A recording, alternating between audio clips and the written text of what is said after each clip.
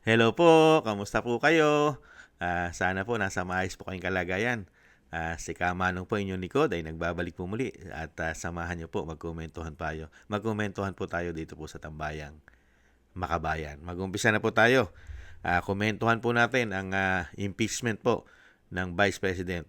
At dito po ay kinabahala po ng defense team po ng ating Vice President ang paggamit po ng AI generated photo. Ito pong mga prosecutor o prosecution, mga kababayan, nababahala po sila. Lahat po ay ginagamit na po nila dito po sa impeachment. Noong nakaraan po, yung mga photocopy ay original na daw po yan. Unbelievable. Mag-umpisa na po tayo at komentuhan po natin. Ito po mga kababayan. Kinontra ng defense team ni Vice President Sara Duterte ang paggamit ng AI-generated image at props ng prosekusyon sa kanilang direct examination sa dating Special Disbursing Officer ng OVP Confidential Funds na si Gina Acosta. Kung bakit, alamin sa balita ni Sheena Torno. Ayon sa defense team ni Vice President Sara Duterte, patunay lamang ito na hindi na ipapakita o na isasalarawan ng prosekusyon kung patuloy sila gagamit ng AI-generated image at props sa korte. Mahigit 4 na oras sumalang sa witness stand ng hostile witness na si Gina Acosta. Si Acosta nagsilbing Special Disbursing Officer ng Office of the Vice President na nag-withdraw sa 125 million pesos na confidential funds. Kalagitnaan ng direct examination kay Acosta ay nag-object ang defense panel ni VP Sara dahil sa paggamit ng prosekusyon ng AI-generated ng 4 na bag na may lamang pera. Bukod pa yan sa props o mahigit tumpok na 1,000 bills na ipananisenta ng prosekusyon sa pagtatanong nila kay Acosta. Your Honor, we manifest that upon the examination of assisting counsel, these appear to be just blue-colored lengthwise papers wrapped in plastic with 10 bundles each. How is this an accurate representation of the size of whatever the prosecution claims to be, Your Honor? They are yet to lay the proper basis as regards this. Counsel claims it's a mere simulation. Yes. If that is an objection, counsel, I will have to overrule the objection. Iginit ng depensa ng AI photo ay hindi tumpak o hindi akma sa aktwal na sukat at anyo ng pera na winidraw ng testigo sa Land Bank of the Philippines. Sumang-ayon si Presiding Officer Setter Cheese Escudero na tila oversize o masyadong malalaki ang itsura ng mga perang papel. Ngunit pahintulutan pa rin ito ng korte dahil sa layunin na simulation o pag...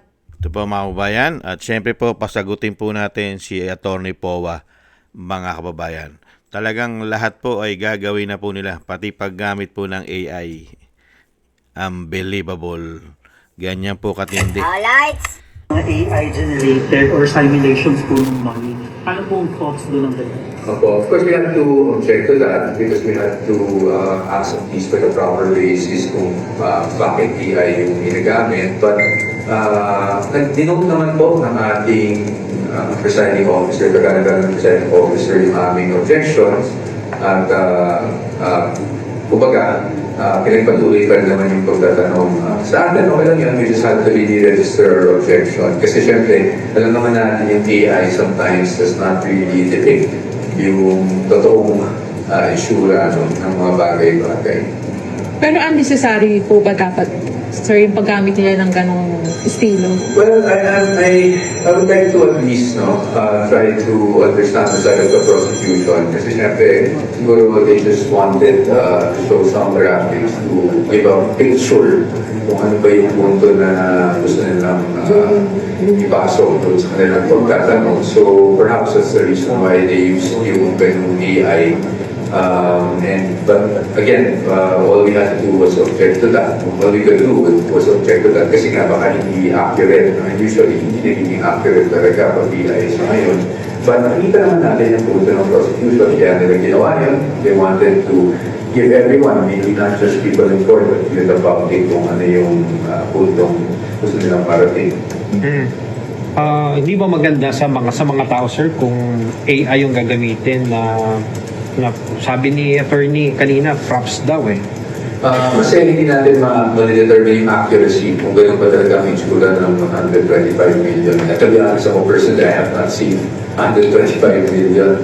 in person. So, yun lang talaga yung concern natin, no? Yung pagdating sa accurate depiction.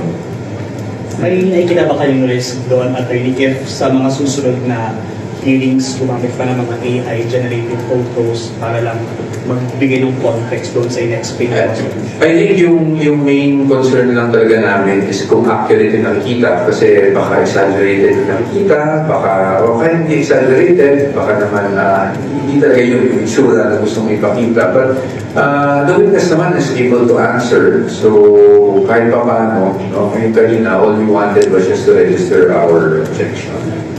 Attorney, considering po na mag-submit ng motion or manifestation na ipagbawal na lang. No, I think we haven't really spoken about it after this, no? So I don't want to foreclose any possibility. But sa ngayon naman, nanood naman yung continuing objection namin doon. I think that's enough for now.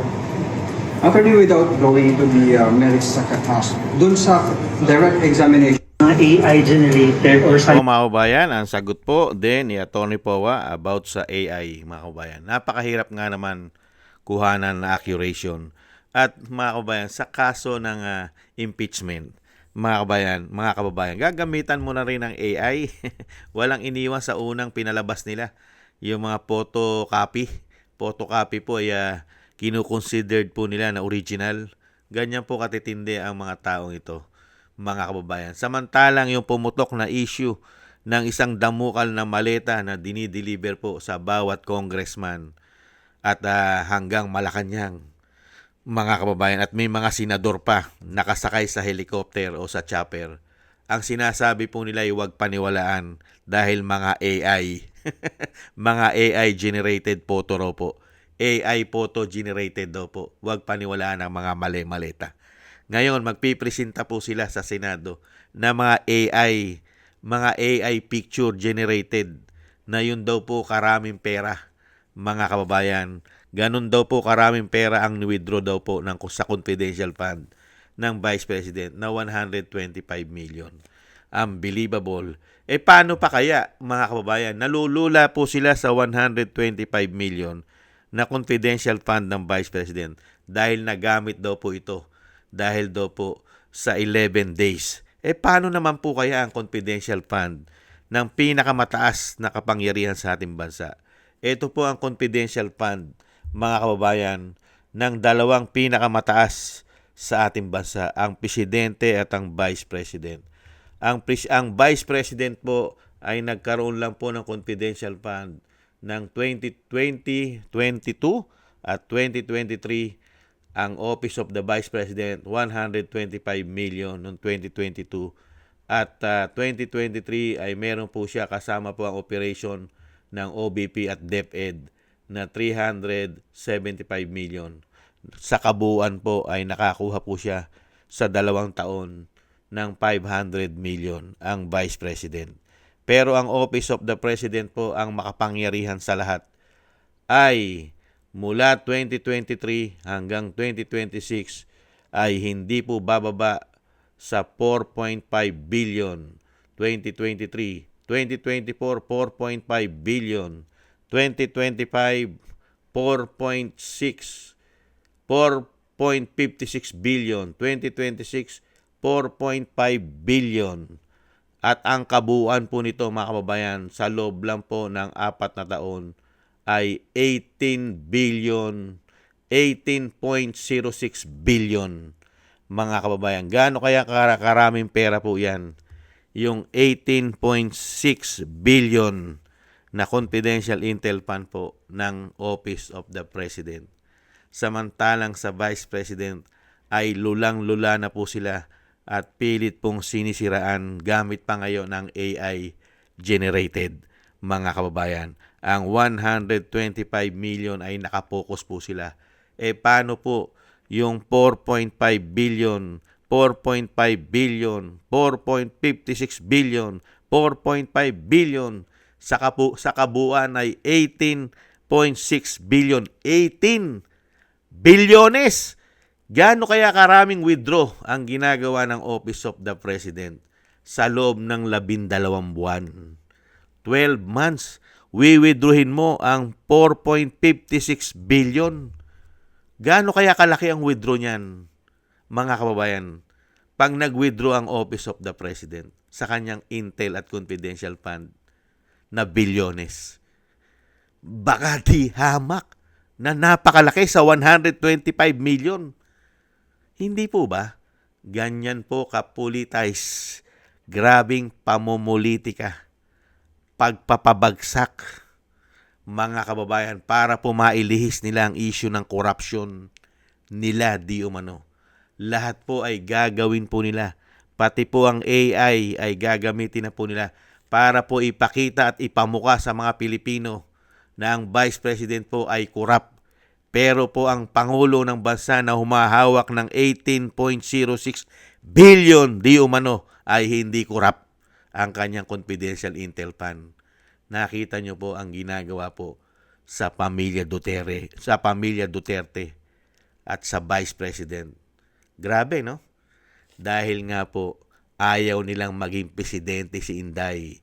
Dahil lahat po ngayon ng libro nila ay baka mabuksan. Dahil ngayon po ay binubuksan nilang pilit ang libro ni BP Sara. Sa tingin nyo, mga kababayan, pag naging Pangulo si BP, hindi mabubuksan ang mga libro nila. Lalong-lalo po ang dekada ng mga libro ng mga congressman, party list at mga senador. At pati po ang mga confidential fund nila. Baka mabuksan na rin. Hindi kaya?